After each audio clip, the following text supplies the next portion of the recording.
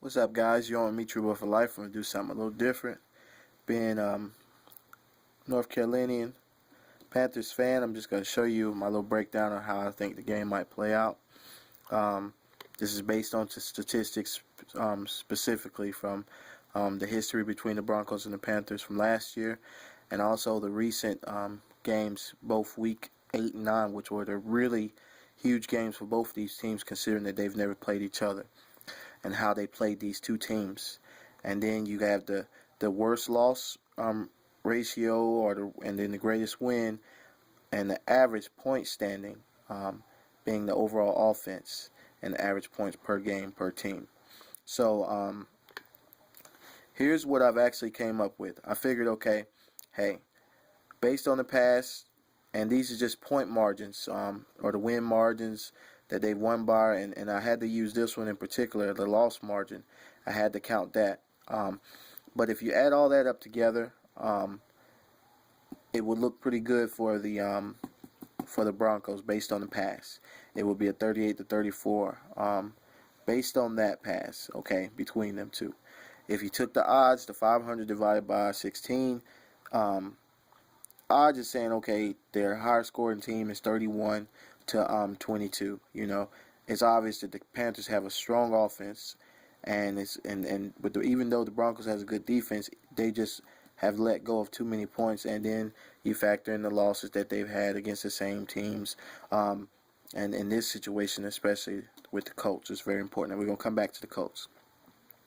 Now I have two different a high and a low for the Panthers. Now I'm a Panthers fan, so I just feel strongly that they'll win. I'm hoping they win, and like I said, I'm not a gambler and I'm not superstitious or anything, but just looking at the numbers and the overall offense, and then especially them rebounding from a loss like they did.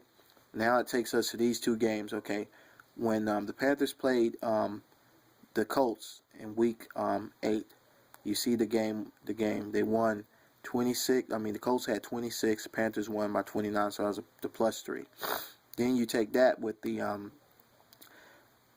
Colts playing almost same identical numbers put up here. Strong team the Colts was, but their offense only allowed them to have a 24-point victory, whereas the Panthers had a 29-point victory. And so I used this loss here with the Panthers to come up with a number or a catalyst to figure out which number I figured would be from the high-low, from the high end, and then from the low end, I simply took the loss that each team had, where they lost, the worst loss that they had, and figured that out. So if you took the 14, and you added that to the 16 that the Green Bay Packers the 19 that they came back on, because, again, using the Green Bay Packers, I know it's kind of weird, I'm talking fast, but the Green Bay lost to the Broncos by 19 points. Then they actually gained 19 from playing stronger. They was a stronger team the next time they played the Panthers because they wanted to win. So they actually won by, they actually gained the 19 points on the Panthers. So I'm just going to use that as a catalyst for a high-end number. And so I figured out that was 33. From the 33, I came up with the Colts game. Okay, I simply added the 3 points that they won by the Colts, 36, and then the 33 minus 3 at 30. So that's more of an actual from the high end of what I feel like it could be if they get really high numbers.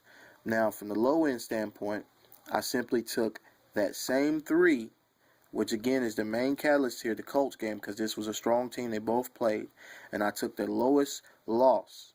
Okay, what was that? I'm tripping. I'm moving all over the place. I can't even find where I put it at. There we go. 13 and 12. So basically, you just do the math. You add 3 to 13, and you get 16. Subtract 3 from 12. Oh man, I'm terrible at math. Y'all probably gonna laugh at me. That would be 9. So there you go. I'm sorry about that. I was rushing. You can see I just scribbled. This is just something I came up with last night. But I wanted to share this with you guys because I'm really rooting for the Panthers here.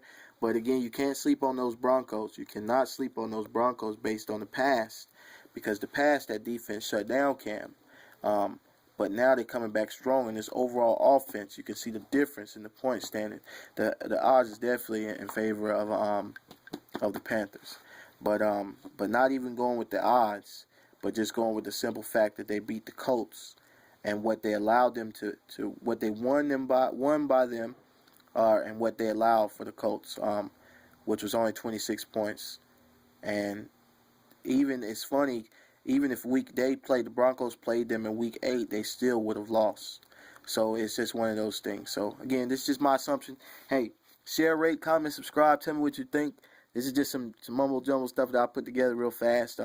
Using a little, again, you try to find like a little catalyst or something. I know guys play these numbers and do things like that. I'm not doing nothing like that here. I'm not gambling or anything. I'm just curious based on statistics how I could maybe possibly predict the outcome of the game based on the probability of the wins and the losses that they've had. Peace out. You're on me, True for life.